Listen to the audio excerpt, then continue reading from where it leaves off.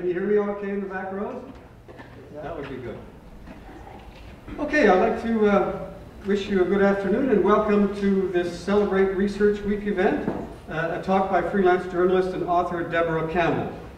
My name is Andreas Schroeder. I teach nonfiction in the creative writing program at UBC, and it is the creative writing program that's bringing you this event today. I'd also like to extend a special thanks to the Department of Theatre and Film and also to Jay Hendrickson for their help in organizing it as well. Deborah Campbell is a rising star in Canada's creative writing community. She graduated from UBC's creative writing program in 1998 and hit the deck running.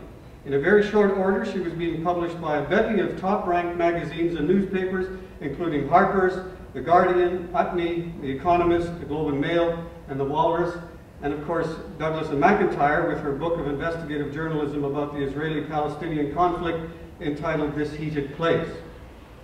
The reason for her success was quite obvious.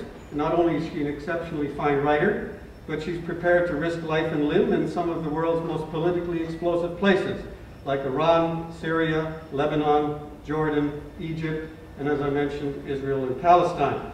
And we're not just talking about holding up in some green zone hotel and filing dispatches from the basement bar. We're talking immersive journalism here, as modeled by the likes of Ryszard Kapuscinski, getting right out there and living with the local people with all the unpredictability that that can entail.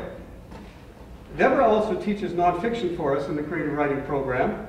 And we're getting used to the kind of email that I got from her last December saying, hey, I'm being held in the basement of the General Security Intelligence building in Beirut, and I don't know if or when they're going to let me go, but in the meantime I'm hanging with a bunch of handcuffed Iraqi refugees who are telling me all kinds of fascinating things. So would it be okay if one of my journalist colleagues in Vancouver took my classes until I can get myself out of here?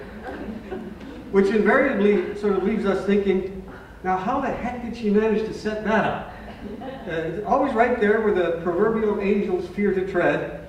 No wonder she gets all the best quotes. Now Deborah's going on to be in Washington next month to moderate a discussion on Iraqi refugees at the National Press Club and at the International Center for Journalists in Virginia shortly after that to talk to American journalists about the current situation in Iran.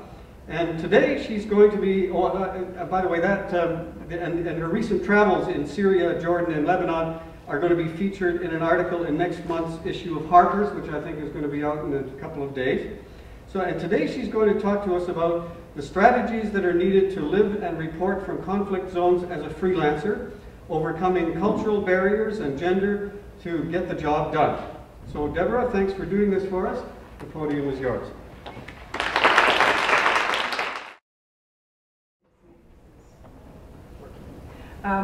When I got here about half an hour ago, there was a great stage set up here for a stage play, so I was worried that I would have to do more of a performance than I'm going to do today.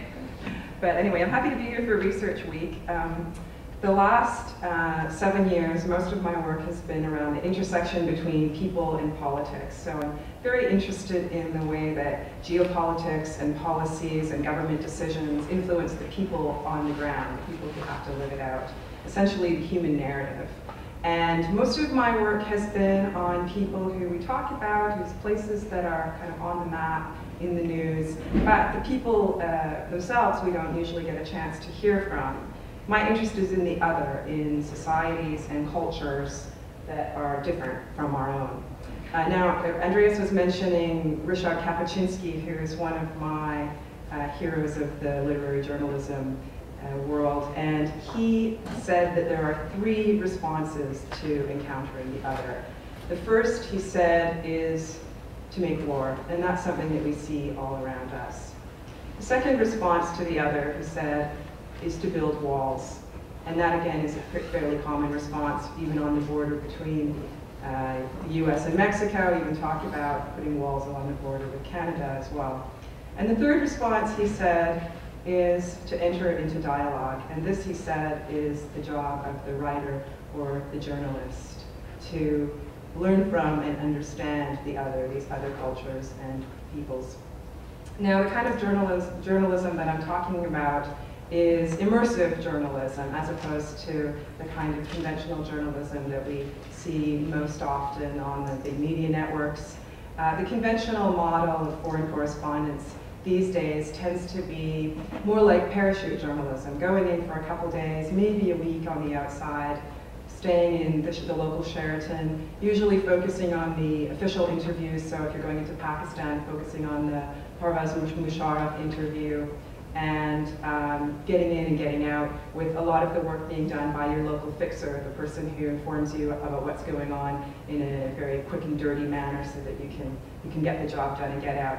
And that's increasingly the model as foreign bureaus shrink, as fewer and fewer media outlets are posting people permanently on the ground in other countries so that they can develop some kind of expertise about what they're talking about. In fact, I was recently reading that in the United States, in print media, there are only 150 foreign journalists posted abroad, those people who are staying abroad.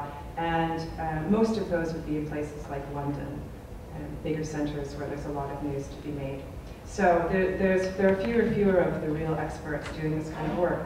The kind of work that I do is much more immersive, which means going into a place, trying to stay as long as I can, usually for a few months, sometimes longer, getting an acquaintance with the language, and trying to translate that culture, unravel the complexities of that culture for the people that I'm writing for at home.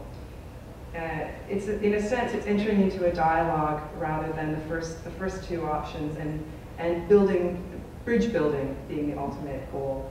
Kapuscinski called this kind of journalism literature by foot, which involves travel, investigation, interviews, observations, reading, writing, and then transmitting the experience of being there. So today I want to talk about a couple of the more recent places that I have been. One being Iran, and later I'm going to talk about the Iraqi refugees, which has been my focus for the last 6 months. And I'm also going to talk about my methodology, how I go about doing it. Now, the word danger wasn't originally in the title I proposed for this talk, but since it is, I think I'm going to throw in a few of the dangers that I have been working with in the so-called axis of evil communities.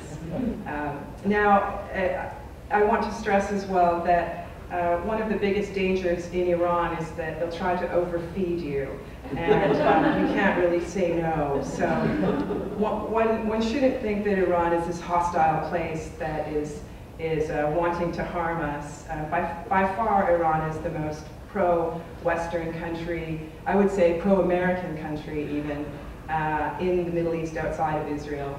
And although Iranians were often asking me what Westerners thought of them and whether we thought that they were all terrorists, they themselves were very good at distinguishing between a government and its peoples. They themselves distinguish that way in their own country, so they're aware that the representation that one has of a government doesn't mean that the people are this way. And it would be a good idea if we could do this too.